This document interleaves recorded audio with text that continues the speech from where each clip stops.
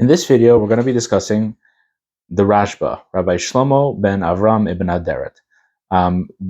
He was born in the year 1235 and passed away in the year 1310 in Barcelona, Spain. The first thing let's address is his name. There is a misnomer that his father's name was Aderet. That is not true. His father's name is indeed Avraham. You could see it in contemporary colleagues. They write Rabbi Shlomo ben Avraham Ibn Aderet or Aderet, which means that it was some sort of family name, either a grandfather or a great-grandfather's name was Aderet and became known as the Aderet family. They were a very prominent family in that time in Spain and had connections with the royal court. And in fact, in the Rashba's early career, he was a financier and he did lend money even through his family's connections. He even lent money to the royal court, so and to the king himself. So again, the family name was Aderet or Ibn Aderet. It was not his father's name. His name was Rabbi Shlomo ben Avraham. Okay, that's clarified. He studied in his youth in Girona by the Ramban and Rabbeinu Yonah and others. And there he also, besides studying Talmud, he also studied Kabbalah. However, it does not seem that there is much really writings of his that are in Kabbalah. He also had a yeshiva that he started in Barcelona as well. He was appointed to the Av Beit Din as the head of the rabbinical court and became a very prominent Jewish leader. This leads to his writings. Let's talk about that for a second. He has, number one, the first of his writings are Chidushei Rashba, which are kind of his Talmudic discussions, and this is probably based on his lectures in the yeshiva. And then he has the Shaylos Utshuvos HaRashba, which are questions and answers that were brought to him as a Jewish leader, as a Jewish rabbi, halachic questions that he wrote questions and answers to. And of course, we'll call his magnum opus is his Toras Habayis, which means the law of the house, or the house of law, however you want to translate it. And in this book, he writes about the laws of what's kosher, what's not kosher, the laws of nida, the laws of family purity. And he is later challenged by one of his colleagues in Barcelona itself, Rabbi Aaron Halevi, who was a descendant of the great Rabbi Zachariah Halevi, that a couple hundred years earlier was a great Rishon, a great rabbi of that era. And he writes a book debating the conclusions of these halachic conclusions of the Rashba, and he calls the book the Bedek Habayis, meaning the inspection of the home. So kind of inspecting the home, because the Rashba called his book the Toras Habayis, the law of the home, so he's inspecting the home. Then you have, of course, the Rashba goes back and he writes a book called the Mishmeres Habayis, the defense of the home. And he defends the challenges of Rabbi Aaron Halevi. Then we also have a few other books of the Rashba as well. So before we get into some of the controversies involving the Rashba, let's talk about his schedule.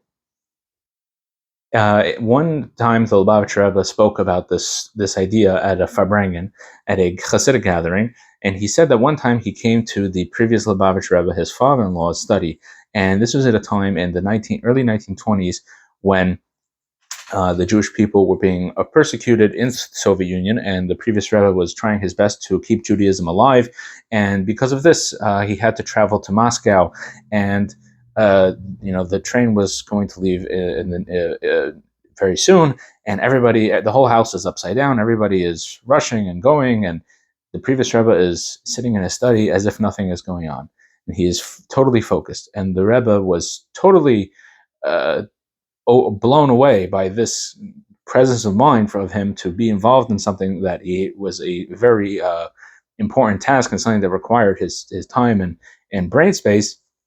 And even though he had this important travels that were ahead of him, he totally was engrossed in what he was doing.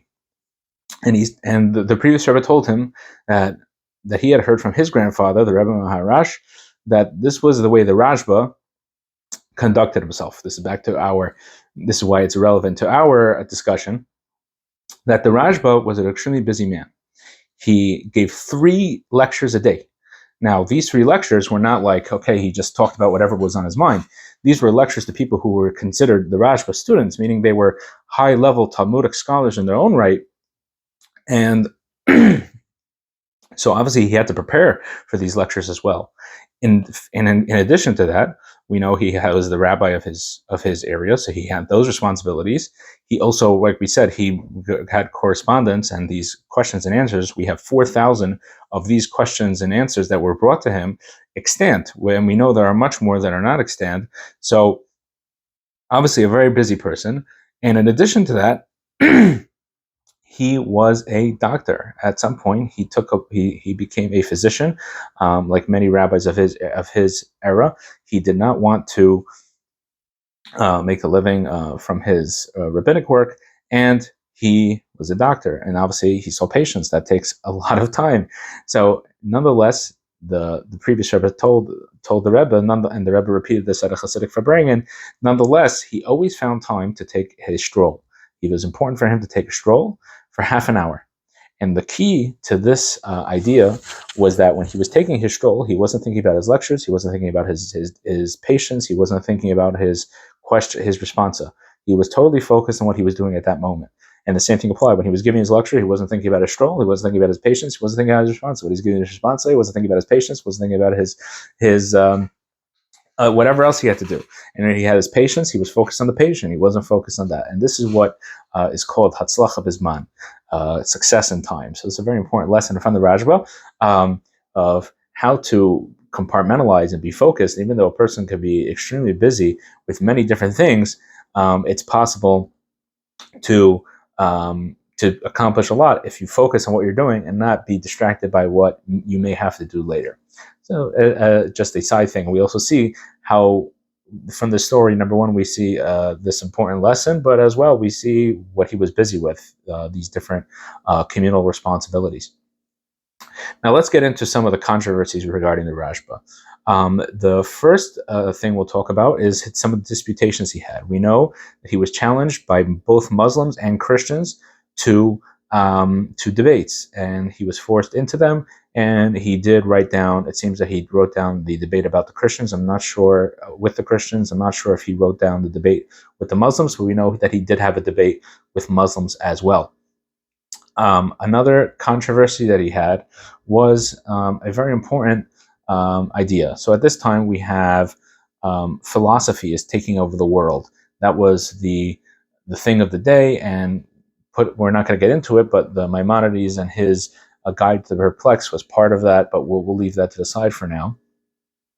And what he was, but people were afraid that people were studying philosophy and then they were leaving Judaism because they were so into the philosophy.